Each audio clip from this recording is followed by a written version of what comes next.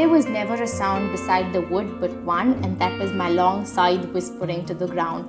What was it? It whispered. I knew not well myself. Perhaps it was something about the heat of the sun, something perhaps about the lack of sound. That was why it whispered and did not speak.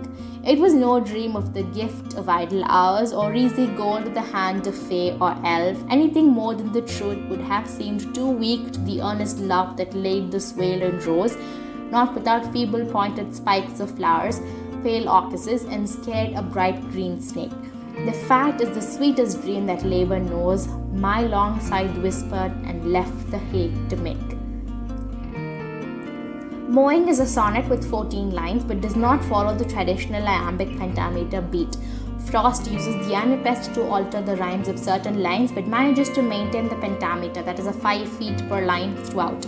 The anapestic influence continues on as the poem progresses, bringing that special lilt so often seen in Frost's longer lines.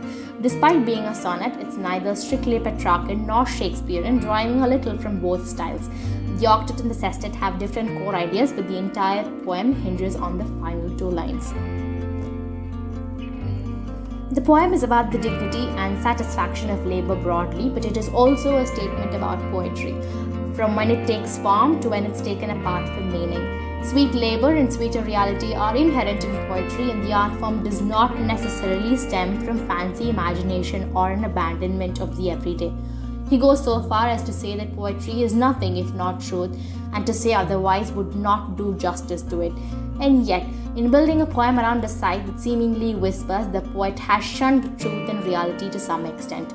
Listening for whispers and things left unsaid is, after all, essential to the whole business of art and fancy writing.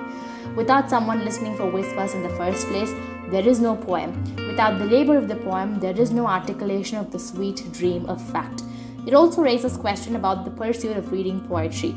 Do you take apart the poem and search for what's whispered, sometimes in the most frustratingly low volumes, or do you take the sweet fact for what it's worth and complete your project?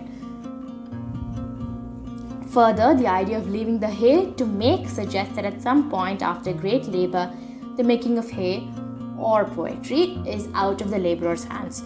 It must simply make itself.